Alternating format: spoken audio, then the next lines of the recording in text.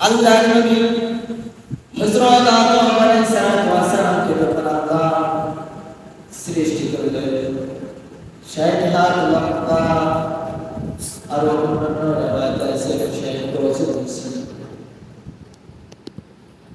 মুসলমান বাবা ভাই আমার আল্লাহর নবী হযরত আদম আলাইহিস সালামকে আল্লাহ পাক রব্বুল আলামিন সৃষ্টি করেছেন। এবার বলতেছেন ও আমার পয়গম্বর যাও তুমি আমার ফেরেশতাদের কাছে যাও, আমার ফেরেশতাদের কাছে যাইয়া তুমি তাদেরকে সর্বপ্রথম বলবা আসসালামু আলাইকুম ওয়া রাহমাতুল্লাহ। আল্লাহ তাদেরকে শিখিয়ে দিলেন আসসালামু আলাইকুম ওয়া রাহমাতুল্লাহ। পয়গম্বর নবী আদম ফেরেশতাদের কাছে গেলেন, ফেরেশতাদের কাছে গিয়ে বলতেছে আসসালামু আলাইকুম ওয়া রাহমাতুল্লাহ। আল্লাহ বলে দিলেন ও আমার আদম নবী তুমি যখন সালাম দিবা সালামের পরে তুমি কান পেতে শুনে নিও তার কি জবাব দিলেন। আদম নবী চাইলেন চাইলে সালামটা দিলেন, ফেরেশতারা তার জবাব দিতেছে ওয়া আলাইকুমুস সালাম ওয়া রাহমাতুল্লাহি ওয়া বারাকাতুহু। ওয়া বারাকাতুহু আলাইকুম আসসালামু আলাইকুম ওয়া রাহমাতুল্লাহ। আপনার উপর সালাম, আপনার উপর শান্তি বর্ষিত হোক। জবাবে তারা বলতেছে ওয়া আলাইকুমুস সালাম ওয়া রাহমাতুল্লাহি ওয়া বারাকাতুহু। আপনার উপর শান্তি এবং আল্লাহর রহমত বর্ষিত হোক। রহমত এবং শান্তি দুটোই বর্ষিত হোক। একে অপরকে সালাম দিল আসসালামু আলাইকুম ওয়া রাহমাতুল্লাহ, সে আমাকে বলবে ওয়া আলাইকুমুস আসসালাম ওয়া রাহমাতুল্লাহি ওয়া বারাকাতুহু।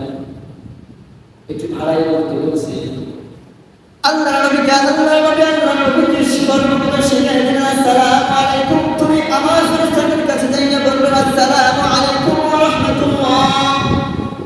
তুমি কান পেতে শুনে নিও আমার ফেরেশতারা তোমাকে কি বলে। জবাবে বললেন ওয়া আলাইকুমুস সালাম ওয়া রাহমাতুল্লাহি ওয়া বারাকাতুহু।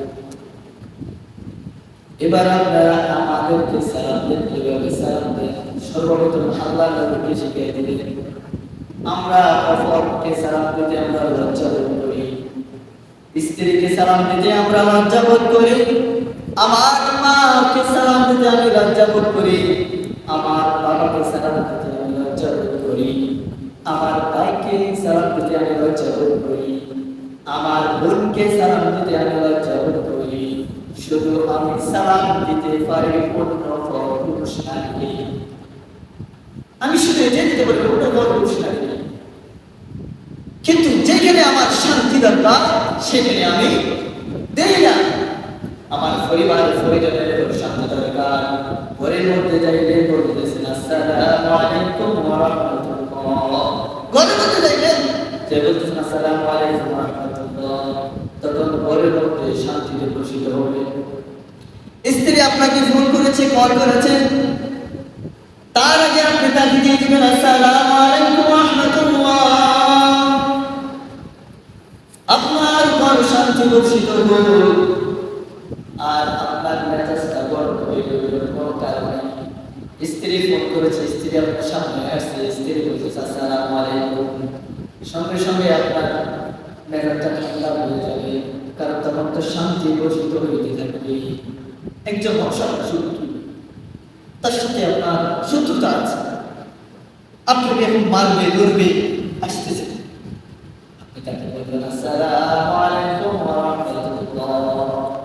শান্তি, এটা আমরা বলবো। হেও আসতেছে আপনার কাছে আসো বাইরে, এটা বলবো। ইসলাম মানে শান্তি, এটা আমরা বলছি না।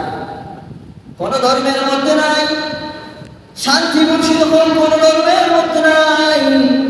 একমাত্র আমাদের ধর্মের মধ্যে আছে, ইসলামের ধর্মের মধ্যে আছে আসসালামু আলাইকুম। হিন্দুদের ধর্মের মধ্যে শান্তি নাই, খ্রিস্টানের ধর্মের মধ্যে শান্তি নাই, প্রত্যেক ধর্মের মধ্যে শান্তি নাই, কোন ধর্মের মধ্যে শান্তি নাই, শুধু একমাত্র আমাদের ধর্মের মধ্যে শান্তি। আমাদের ধর্মের মধ্যে সর্বপ্রথম দেখা হলে আমরা কি বলি? আসসালামু আলাইকুম ওয়া রাহমাতুল্লাহ। অন্য ধর্মের মধ্যে কোনো আওয়াজ নাই, অন্যের ধর্মের মধ্যে কোনো বাক্য নাই, কারণ একমাত্র ইসলামের মধ্যে আছে